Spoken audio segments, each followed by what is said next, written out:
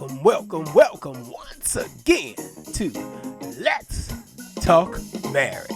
This is Pastor Larry coming at you this Wednesday afternoon with Let's Talk Marriage. All right. We're going to get right on into our program today. I hope everyone is doing well. If you woke up this morning, you are doing well. All right. Today, our program, we're going to be talking about attending church as a married couple. Attending church as a married couple. You know, with everything going on and everything that in society that comes pretty much comes against married, it's not popular. It doesn't seem to be popular as it once was. People don't seem to stay together long. That's why a lot of people say, "Oh, I'm not getting married because it might end up in divorce. We might end up hating each other and things of that nature." And people, constantly put it down, or "Oh, I don't want to get married," or they might live with someone for years and get along perfectly, and then as soon as they get married, then they seem like they start having issues. But marriage is a wonderful thing. And, I've always said on the program, and I always hear people say, "Oh, being married is hard." No, it's not hard. We make it hard. Again, I always say that you can rest assured I'm going to say that it's not hard. It's a wonderful institution designed by God to put two people together, man and woman together. Now, we're going to be talking about attending church together as a married couple. Now, first of all, we mentioned on the program before also that when you walk down the aisle, before you walk down the aisle, that should be discussed. Those things like that should be discussed. If you attend church before you walk down the aisle with the person that you're going to marry, attending church, what church that you're going to be going to, that should be all discussed before you walk down the aisle. It shouldn't be an issue after you get married and you can't figure out what church to go to. Should you go to her church or should you go to his church? Or if one of you didn't go to church at all, that should be discussed. Now, if one of you go to church and the other party does not go to church, maybe you might want to think about it unless they decide to attend church, because people can't save people or get people into church. So you have to know who you're marrying as far as on the lines of what church you're going to be attending. So that should be all discussed before you get married. If you both are in separate churches, we mentioned this on the program as well. If you both attend separate churches, you should uh, decide what church you're going to attend as a couple. And that way you can build a relationship with the church, get involved in different activities in the church, because it's very important for marriage, for people to attend church together. And I was reading here in on an article from CBN, and they were saying that 78% of couples that attend church together reported being very happy or extremely happy with their relationship. It does strengthen your relationship when you both can attend church together, but your church has to have something too, especially if you with someone that occasionally go to church. Let's say you marry someone that in the past they occasionally go to church and you go every Sunday. If it's a good, if you in a good relationship and have a good husband, he don't mind you going to church every Sunday, but you would feel much better if he attended church with you. But the church has to have something to offer. If you ask him to come to church and you don't have anybody in there, he's the only man in there, it's gonna feel kind of awkward. But if he attended church and there's a lot of other married men in the church around his age group, where something he can relate to, because he when he comes to church he don't want to just be hanging by you, unless it's, unless you're just sitting down. He wants to be able to fellowship with the other men in the church. So make sure that the church has something there for him, especially if he doesn't. This is his first time attending church, or he doesn't didn't go to church in the past, and you're trying to introduce him to going to church. Because it happens sometimes when the Lord gives you a lot of times or sometimes when the Lord gives you a soulmate, that doesn't necessarily mean he's going to be. I've said it on the program. It doesn't necessarily mean he's going to be in church. You think when the Lord gives you a soulmate, he's gonna be one of the deacons or something like that, but not necessarily. He could give you someone that he sees something in it. To see if the Lord sees something in him, he's going to put that person with someone that's already there to help get them there. So sometimes in that case, and you bring him to church for the first time, you want to introduce him, to the people in the church. Make sure there's something there in the church, and the first time you might want to, instead of inviting him to a actual service, you might want to invite him to an activity that the church may have. Like if they're having some sort of activity at the church, like a picnic or a fellowship gathering or a meeting night. Uh, you might want to invite him that way. Then that way he'll get to meet the other people in the church, the other men in the church, and he'll find out he has something in common with them. And the same thing with a wife. If you have a wife that you go to church and she doesn't go on a regular basis, or from out of town, or haven't decided on a home church, invite them out to a activity first before you invite them to a service, because in the services it's sort of set and everything has to flow in a different order. So you want to invite them to an activity where everybody's open. You get to meet different people in the church, and then that way they'll get to know some of the people. So when they attend church, they've already established some sort of relationship with someone in the church that they can relate to or have something in common with. And that will begin a lasting relationship with you going to church, especially if they have activities, because some churches, the men have activities where they might have a men breakfast, or, something like that, men breakfast, or they might have a men outing or a women's outing, or they have a couples outing.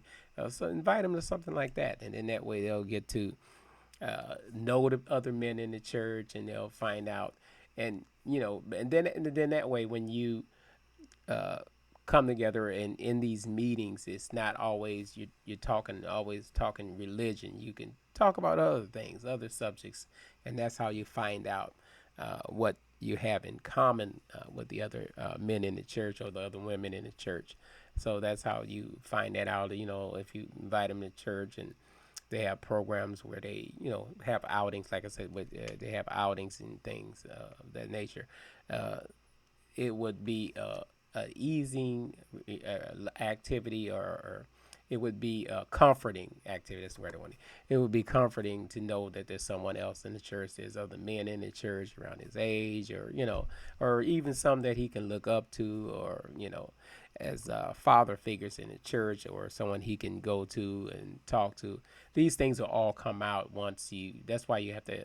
I would suggest inviting them to an activity before you actually invite them to actual service.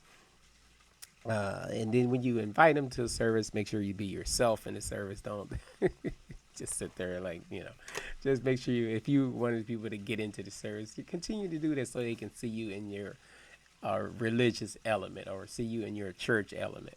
That way, when he comes, he won't be surprised, and how you react in church. So it is very important that you attend church together. And if your husband refuses to go to your church, you need to have that conversation, which you should have had before you walk down the aisle. But anyway, if you have not had that conversation, have it after you get married. Have that conversation where you want to talk about why he doesn't like your church. And if he doesn't like your church, maybe there's a reason why he doesn't like that church. find a church that you both agree to attend. If you don't like the church that you grew up in and you don't like the church that he grew up in, find a neutral church to attend where you both can attend. Because this is very important, because then when you, if you don't have children, if you have children, your children will be interested in the church and going to church as well.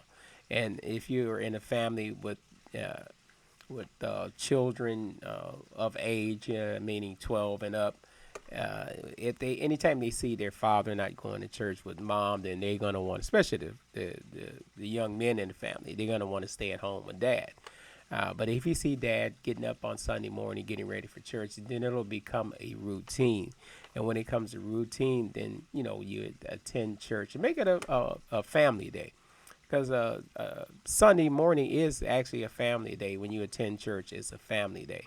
You're attending church as a family, and which is very important, because families are the backbone of our churches. That way, you can get your children involved in the activities at the church, and things at the church can be different subjects can be addressed, and topics can be addressed that covers your young people, cover your teenagers, cover your married couples, those that are contemplating on getting married. Those things can be discussed in your church, and make sure that you have someone in the church that you can go to for counseling. Like if you have a pastor, again, if you have a pastor that's been married for several years, anytime you have any things uh, coming up in your marriage that you want to discuss, that's why you have to take the husband, or take him there doing an activity. That way he'll get to meet the pastor on a leisure basis, instead of while he's in the pulpit and things like that. You'll get to meet him on a one-on-one basis. At if you bring him to like a picnic or men's outing, you'll get to know him. He'll get to know him personally, and he'll feel comfortable enough to So I need to, my wife and I need to discuss some things with you, and and they'll feel comfortable when they want to get the children baptized, and when the kids decide they want to be baptized after they become of age. Things like that can be, it's all about the family in churches, and we've seemed to have lost that in a lot of the churches. You come there, most of the time, the wives are there without their husbands, or sometimes you even see the husbands there without their wives, or you might see the couples there without their children because they're teenagers, and there's nothing to offer them. But you have to have something to offer them in the church. It's the same as something to offer the married couples as well in the church. So you have to have some kind of. There's nothing wrong with having programs in your church, because when you have programs in your church, it's their outreach. And that's what we used to call them years ago when I was attending church. We always had programs that, and they were called outreach programs. So, we had programs where we had missionaries that would go to the nursing homes. We had the youth program where they would go out witnessing. We would go take the youth out. We would train them to go out witnessing uh, on Saturday morning. So we would go out and witnessing, but we were trained before we went out and to know what to expect. And we had other activities and outreach programs in the church. We had our youth organization, the choirs, and things like that. But that cannot be done unless you attend church as a family.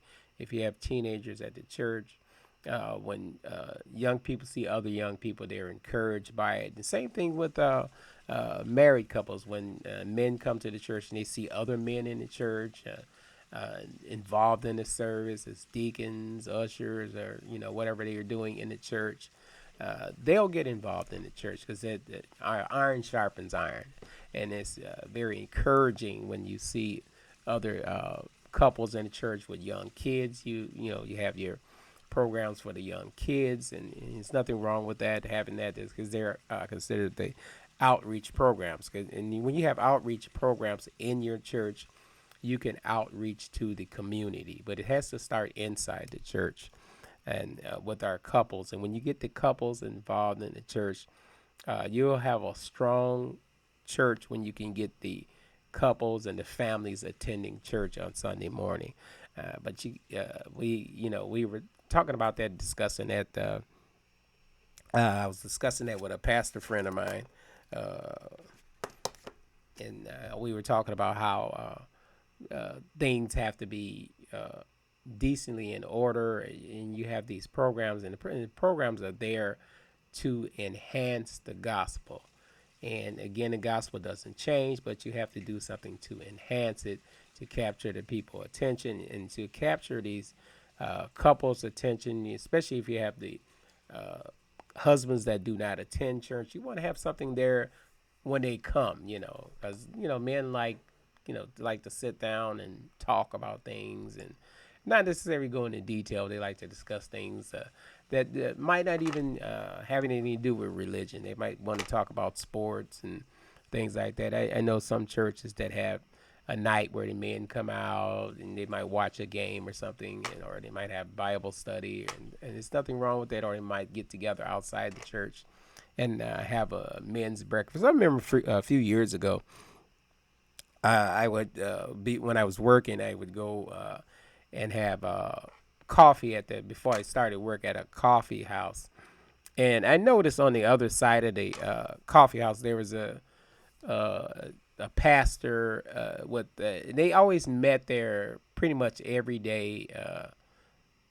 Sometimes it would be like 20 men, sometimes be 10 men, 15, but they would always meet there and they would discuss things before their day got started. You can tell they were professional guys because they were on their way to work. They would meet there very early and have coffee and prayer before they went off to their jobs. And they were part of families because I would hear them discussing about the families in the church. And that was the outreach that they had. They had that outreach where they encouraged the men. As people need, you can't give enough encouragement to people nowadays. People, especially married couples, because we've heard in our head and put in our mind that, oh, marriage is a hard thing. It's not hard. We just have to be encouraged to stay in those marriages, and the divorce rate will go down within the church. If they have outlets for them to discuss their issues, and we need these outlets to discuss. You should be able to come to your when you're having an issue in your home. You should be able to come. If you don't have a marriage counselor, you should be able to come to your pastor and sit down to both of you without tempers flaring and people getting loud, and discuss things that you have going on in your family. You have your children or teenagers are going through growing pains where they need an outlet where they can release that tension that they have. And a lot of times we tend to forget in our families that children are people. They have feelings just like you have. They have stress. They get tired. We think just because they're young, they don't get tired. Oh, they don't get tired. These kids can go forever. No, kids get tired.